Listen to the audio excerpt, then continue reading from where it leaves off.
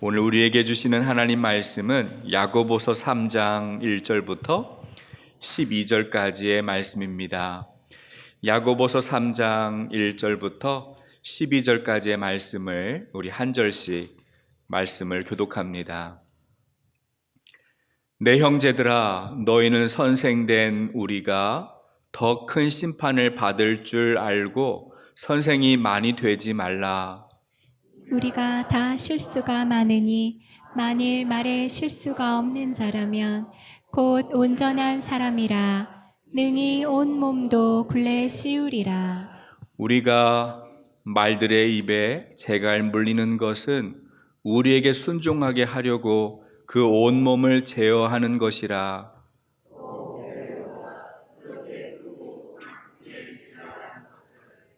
지극히 작은 키로서 사공의 뜻대로 운행하나니 이와 같이 혀도 작은 지체로 돼 큰 것을 자랑하도다.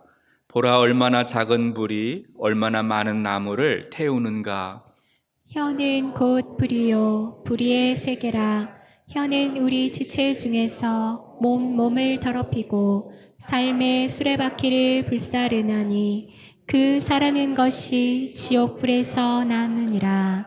여러 종류의 짐승과 새와 벌레와 바다의 생물은 다 사람이 길들일 수 있고 길들여 왔거니와.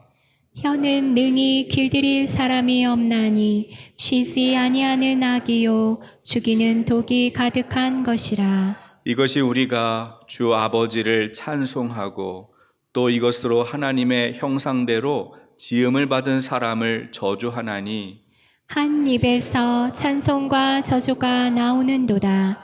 내 형제들아, 이것이 마땅하지 아니하리라. 샘이 한 구멍으로 어찌 단물과 쓴물을 내겠느냐. 내 형제들아, 어찌 무화과 나무가 감난 열매를 포도나무가 무화과 열매를 맺겠느냐. 이와 같이 짠 물이 단물을 내지 못하느니라. 아멘. 우리가 수요 예배 시간마다 야고보서의 말씀을 함께 읽고 나누고 있습니다. 오늘은 야고보서 3장의 내용을 시작을 하는데, 야고보서 3장은 말의 중요성을 강조하고 있습니다. 동양이나 서양, 옛날이나 지금이나 사람의 말은 항상 중요하다라고 가르쳤습니다. 한국 속담을 제가 몇 가지 찾아왔습니다. 말 한마디에 천냥빚을 갚는다 말합니다. 한마디 사람의 말이 원수된 관계, 틀어진 관계를 회복시킬 수 있는 천냥 이상의 힘이 있다라는 뜻이죠. 가는 말이 고와야 오는 말도 곱다라고 합니다. 내 입에서 나온 그 한마디가 그대로 나에게 돌아올 수 있어요. 함부로 내뱉은 말이 나를 찌르는 비수가 되어서 돌아올 수도 있습니다. 발 없는 말이 천리 간다라고도 하고, 낱말은 새가 듣고 반말은 쥐가 듣는다 말하죠. 여러분, 말은 통제되지가 않아요. 내 마음대로 안 돼요. 입 밖에서 튀어나온 그 말이 어떻게 어디로 퍼져나갈지 우리가 예측이 어렵습니다. 유대인의 탈무드에도 이런 말이 있어요. 혀는 새치밖에 되지 않아도 6자의 사람을 죽인다. 여러분, 한자가 여기부터 여기까지가 한자거든요. 30cm. 그럼 6자면 180cm. 한 사람 키 정도 되죠. 이 새치의 짧은 혀로 180cm 되는 큰 장성한 사람을 쓰러뜨려 죽일 수 있다라는 거예요. 영국 속담에는 이런 말이 있습니다. 혀에는 뼈가 없지만, 혀에 뼈가 없죠. 그런데 심장을 부술 수 있을 만큼의 충분히 강하다. 말이 가지고 있는 파괴력을 말하고 있는 그런 이야기입니다. 지혜의 왕인 솔로몬도 잠언 18장 21절에서 이렇게 말합니다.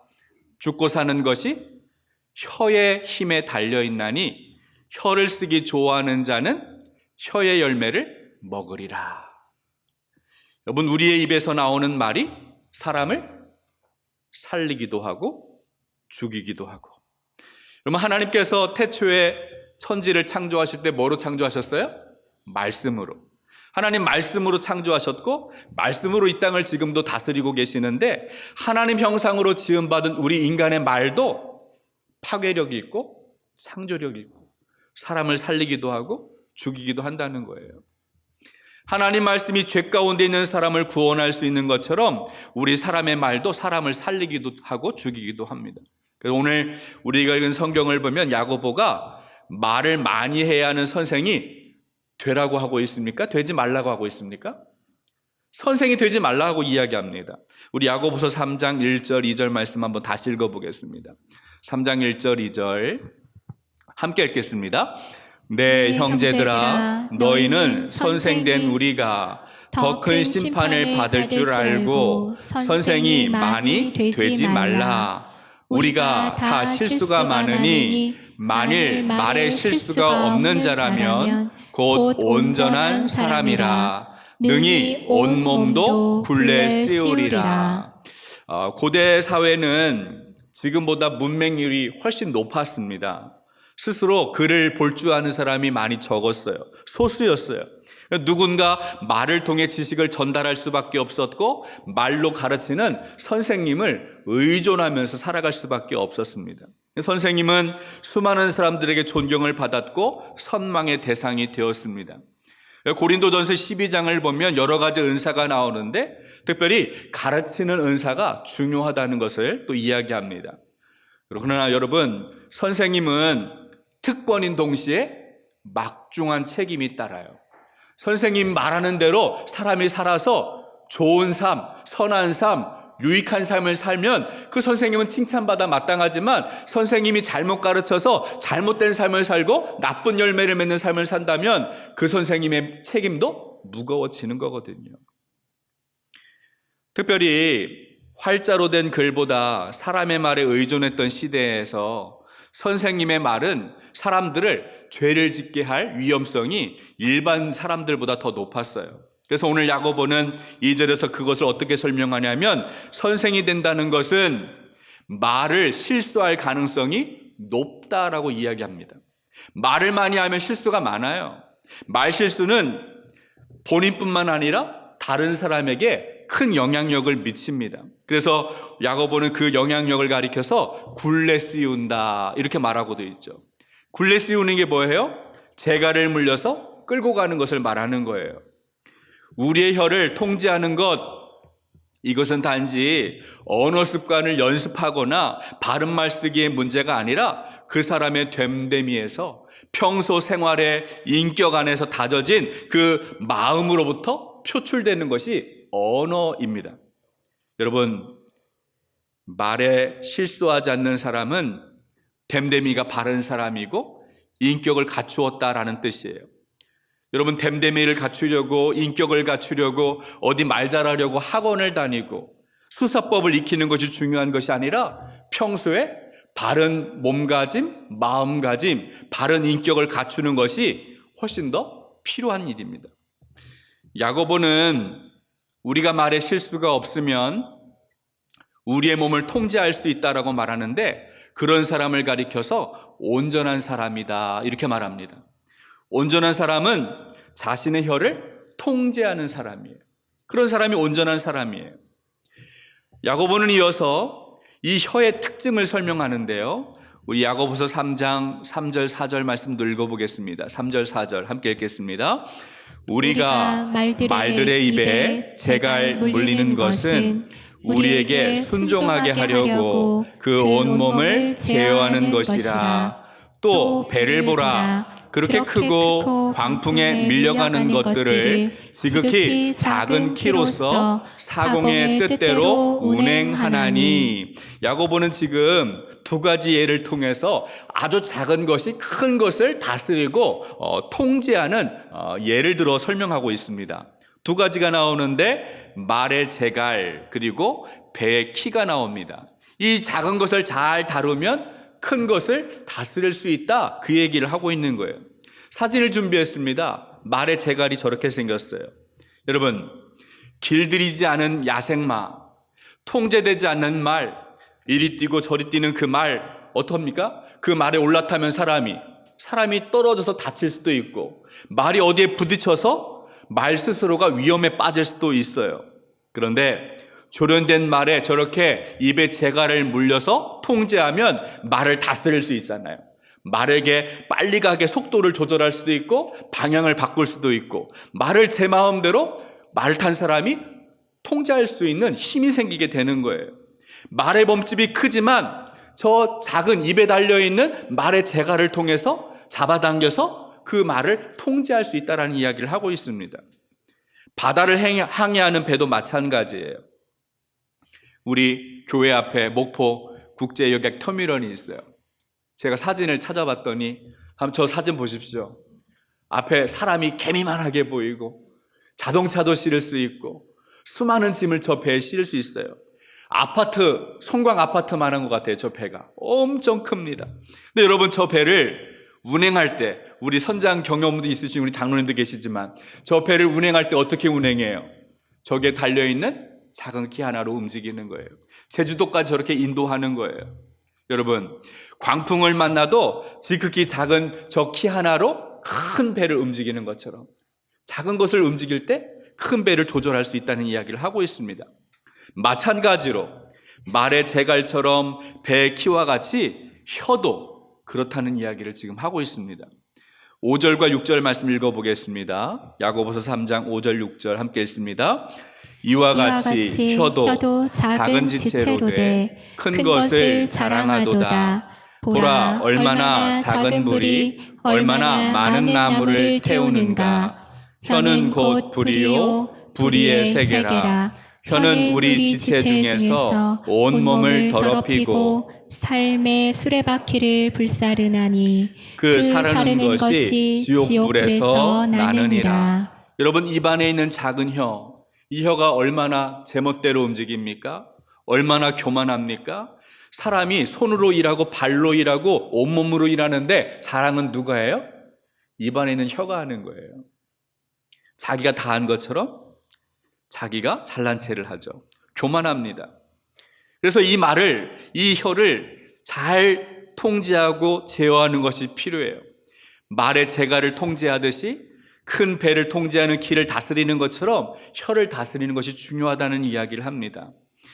여기에서 자랑하다라는 이 표현이 긍정적일 수도 있고 부정적일 수도 있지만, 아무튼 간에 혀는 온몸이 한 일을 자신이 한 것처럼 자신의 중요성을 뽐낸다라고 말하고 있습니다. 야고보는 여기서 혀의 영향력을 설명하면서 혀의 부정적인 부분을 좀 더 강조하고 있는데, 작은 것이 큰 것을 통제하고 혀의 파괴적인 영향을 강조하기 위해서 불씨를 예로 들어 설명하고 있습니다. 여러분, 우리가 이번에도 산불을 경험하고 있고 작년 봄에도 큰 불이 있었는데 그 불이 어떻게 시작을 합니까? 아주 작은 불씨로부터 시작을 합니다. 함부로 무심코 던진 담뱃불이 옮겨 붙어가지고 큰 산을 태우기도 해요. 축구장에 몇 배 많은 산을 불태워버리기도 합니다. 혀도 마찬가지라는 거예요. 혀도 입안에 있는 아주 작은 몸의 지체에 불과하지만 그게 불처럼 번져서 수많은 공동체를 살라버리기도 하고 나라를 멸망시키기도 하고 그렇게 된다는 거예요. 특별히 이 혀는 온몸을 더럽히고 삶의 수레바퀴를 불태우는 힘이 있다, 이렇게 말했습니다. 여기서 삶의 수레바퀴가 뭐냐면 우리 삶의 전체 영역을 말하고 있어요. 여러분, 영적인 것, 하나님과의 관계 안에서 우리가 기도를 잘못한다거나 말을 잘못하는 것, 영적인 관계이죠. 내면적인 부분, 관계적인 부분, 경제적인 부분, 정치적인 부분, 우리 삶이 닿는 모든 부분 안에 혀가 어떻게 움직이느냐에 따라서 우리의 삶을 세우기도 하고 우리의 삶을 망가뜨리기도 한다라는 거예요. 그래서 혀의 불이 지옥에서 나왔다, 이렇게 말하기도 합니다. 여러분, 왜 지옥에서 나왔다고 말하겠습니까? 혀를 사용하는데 이 혀를 다스리는 것이 사탄이 주관자가 되어서 사탄의 역사가 이 혀를 통해서 일어나기 때문에 그래요. 여러분, 사탄이 가장 많이 사용하는, 가장 즐겨 사용하는 도구가 뭔지 아세요? 바로 이 사람의 혀예요. 베드로가 사탄에게 미혹되어서 예수님이 내가 이제 죽으러 간다, 내가 이제 십자가 고난 받으러 간다, 그러니까 뭐라고 말해요? 그러면 안 된다고. 주님, 그러면 안 됩니다. 이렇게 주님을 말리잖아요. 가로막습니다, 십자가의 길을. 그러니까 예수님이 말씀하시죠? 뭐라고 말씀하셨어요? 베드로야, 그렇습니까? 사탄아, 내 뒤로 물러가라. 여러분, 베드로의 그 혀가 사탄의 도구가 된 거예요. 사탄의 도구가. 혀의 특징이 한 가지 더 있는데요, 혀는 길들이기가 아주 어려워요. 우리 3장 7절과 8절 말씀 읽어보겠습니다. 7절 8절 함께 읽습니다. 여러 종류의 짐승과 새와 벌레와 바다의 생물은 다 사람이 길들일 수 있고 길들여 왔거니와 혀는 능히 길들일 사람이 없나니 쉬지 아니하는 악이요 죽이는 독이 가득한 것이라. 여러분, 손주들 데리고 자녀들 데리고 동물원이나 수족관 가보셨죠? 조련사들이 짐승을 잘 다스리고 길들여서 훈련시킨 모습을 볼 수 있어요. 돌고래가 높이 막 점프도 하고 음악에 맞춰 춤을 추기도 하고, 뱀이 사람을 물지도 않고 사람의 온몸을 휘감고 춤을 추기도 하고. 여러분, 사람이 동물과 교감을 하고 신뢰를 쌓으면 그렇게 춤도 추고 노래도 하고 막 합니다. 그러나 혀는 사람이 길들일 수 없다는 거예요. 왜 사람이 길들일 수 없을까요? 사람이 자기 힘으로 그 길들이는 것이 불가능하기 때문에 누군가의 도움이 필요하다는 거예요. 하나님의 은혜가 필요하다는 거예요. 하나님의 도우심이 필요하다는 거예요. 하나님의 도우심을 받아야만 우리의 혀를 통제할 수 있다는 거예요. 야고보는 이 혀의 파괴적인 영향력을 가리켜서 쉬지 아니하는 악이다, 또 죽이는 독이 가득하다, 이렇게도 말합니다. 여기서 말하는 쉬지 아니하는 이라는 표현은 일관성 없다라는 뜻이거든요. 여러분, 어제는 입안에 있는 혀가 얼마나 달콤한지, 순한 양과 같은지, 그렇게 간에 있는 거, 쓸개 있는 거 다 뽑아줄 것처럼 달콤한 말을 속삭이다가 뒤돌아서는 난폭하게 그 사람을 삼키고 핥히고 성난 맹수같이 달려드는 것이, 독서를 퍼붓는 것이 사람의 혀거든요. 또한 독이 가득한 혀라고 말했는데, 이 표현은 거짓 선지자들의 혀를 말합니다.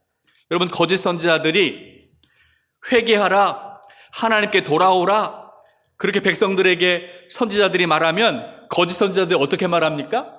그게 아니라는 거예요. 괜찮다는 거예요. 평안하다, 안전하다, 복이 있다, 이렇게 말하면서 거짓 선지자들이 사람들을 속이는 거죠. 결국 어떻게 되었습니까? 이스라엘 백성들이 그냥 평안하다, 안전하다, 이 거짓 선지자들의 말을 믿고 죽음의 길, 멸망의 길로 가는 거예요. 마치 독사의 독에 물리면 서서히 죽어가는 것처럼, 자신이 죽어가고 있는지도 모르고 거짓된 말을 속는지도 모르고 그렇게 죽어가는 힘이, 죽이는 힘이 독사의 독에 있는 것처럼 우리 사람의 말 속에, 혀 속에도 있다라는 거예요. 마지막으로 야고보는 그러므로 혀를 바르게 사용해야 한다라고 가르칩니다. 먼저 야고보가 영적인 원리를 적용해서 권면하는데요, 우리 9절과 10절 말씀 읽어보겠습니다. 야고보서 3장 9절 10절 함께 읽겠습니다. 이것으로 우리가 주 아버지를 찬송하고 또 이것으로 하나님의 형상대로 지음을 받은 사람을 동시에 한 입에서 찬송과 저주가 나오는도다. 내 형제들아, 이것이 마땅하지 아니하니라. 여러분, 야고보가 지금 여기서 무엇을 이야기합니까? 함께 할 수 없는 두 가지를 이야기합니다. 그게 뭡니까? 한 입을 가지고 하나님을 찬송하고 똑같은 입을 가지고 하나님 형상대로 지음받은 사람을 욕하고 저주한다는 거예요. 이것이 바로 본문 8절에 나오고 있는 쉬지 아니하는 악의 대표적인 일이에요. 일관성이 없다는 거죠. 하나님의 통치, 성령의 다스림을 받지 않는 혀에서 나오는 말이 그렇게 입으로는 한 입으로는 찬송하고 한 입으로는 똑같은 입으로는 저주하고 그런 사람이 된다는 거예요. 특별히 야고보가 하나님의 형상대로 지음을 받은 인간을 강조하고 있어요. 하나님의 형상대로 지음받은 인간, 여러분, 누군가에게 저주한다는 것은 하나님의 형상대로 지음받은 사람을 어떻게 한다는 거예요? 하나님이 지으심받은 그 하나님 형상대로 지음받은 그 사실을 망각하기 때문에 그 사람을 함부로 평가하고 저주한다는 거거든요.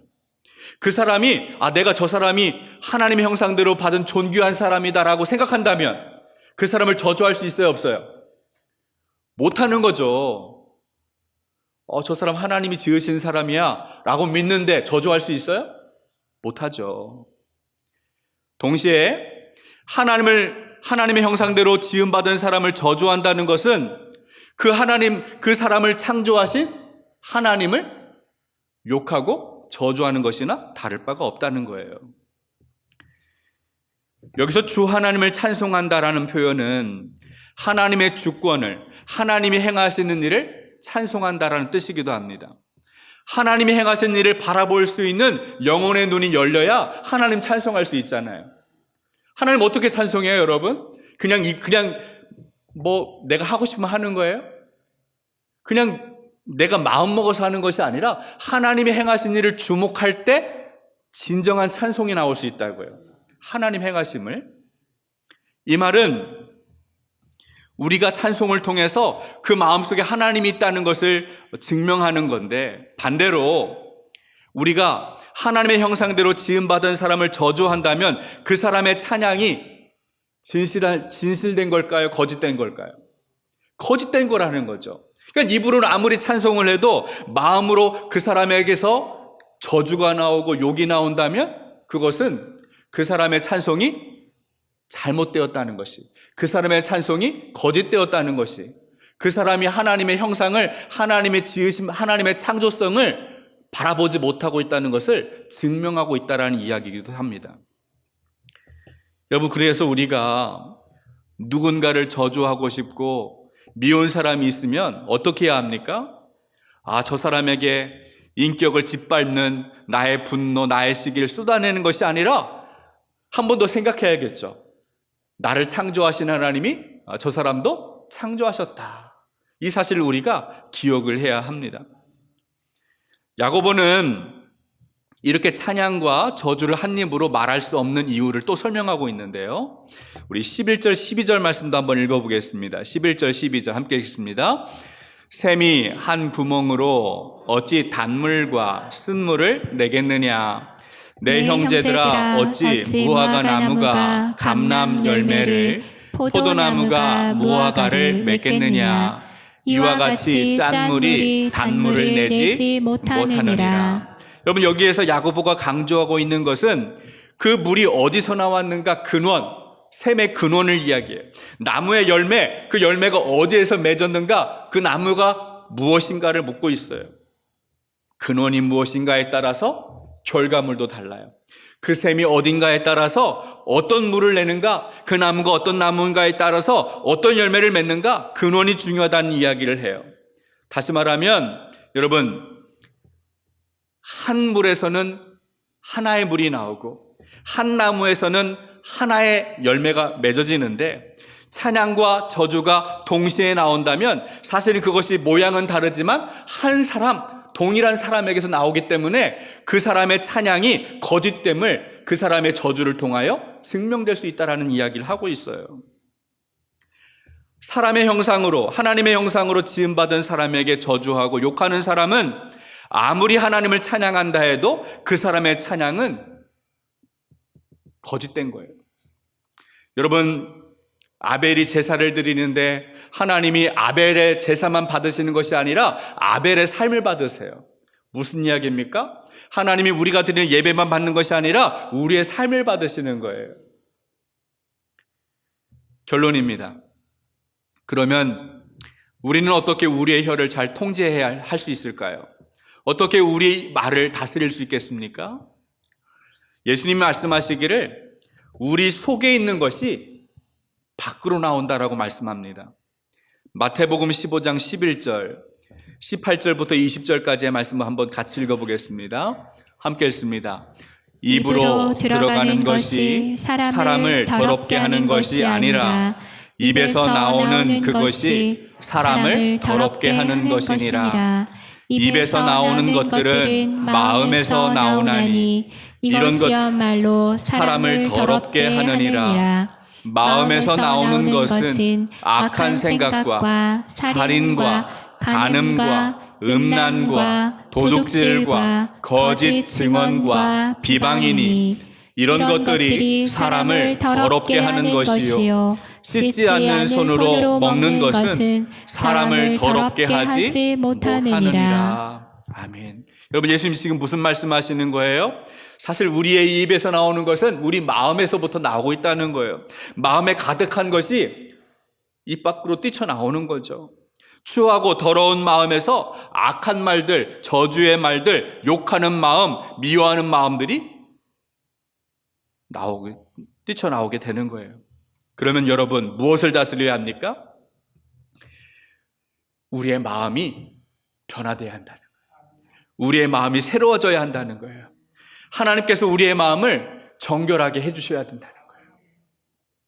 그리고 우리의 입술을 주님이 다스리시고 우리의 입에 파수꾼을 세워주실 때 우리의 입에서 선한 말이 나오게 됩니다.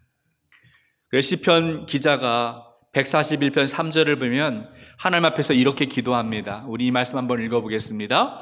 여호와여 내 입에 파수꾼을 세우시고 내 입술의 문을 지키소서. 아멘. 사랑하는 여러분, 오늘 우리가 읽은 이 야고보서를 통해 무엇을 배웠습니까?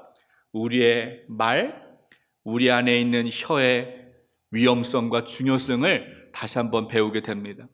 혀는 우리 몸 안에 있는 작은 지체에 불과합니다. 그러나 이 혀를 다스리지 않는다면, 통제하지 않는다면 우리의 인생 전체를 삼켜버릴 수 있고 교회 공동체를 무너뜨릴 수도 있고 우리를 파괴하는 독이 될 수 있다는 거예요. 그래서 우리는 반드시 이 혀를 다스리고 통제해야 하는데 우리 스스로 할 수 없기 때문에 하나님의 도우심이 필요해요. 하나님의 은혜가 필요해요. 하나님 말씀의 지배를 받아야 합니다. 하나님 말씀으로 우리의 마음을 채워야 합니다. 하나님께서 우리의 입술을 다스려 주시고 파수꾼을 세워주셔서 우리의 입술을 지켜주실 때에 사람 살리는 말, 생명 살리는 언어를 사용하는 온전한 사람이 될 수 있다는 거예요. 이런 은혜가 여러분과 우리 교회 안에 임하기를 주님의 이름으로 축복합니다. 하나님 아버지, 정결한 마음, 정직한 영을 허락하여 주옵소서. 우리의 입술에 파수꾼을 세워주시고 우리 입술의 문을 지켜 주옵소서. 사람 살리는 말, 생명의 언어 사용할 수 있는 온전한 믿음의 사람 되도록 은혜 베풀어 주옵소서. 이제는 우리 주 예수 그리스도의 크신 은혜와 하나님의 놀라우신 사랑과 성령의 감화 감동 충만하신 역사가 우리의 혀를 다스리시고 생명의 말을 허락하시는 주님 의지하며 살아가기로 다짐하고 열망하는 우리 중앙성결교회 모든 성도 위에 지금부터 영원토록 함께하여 주시기를 간절히 축원하옵나이다. 아멘.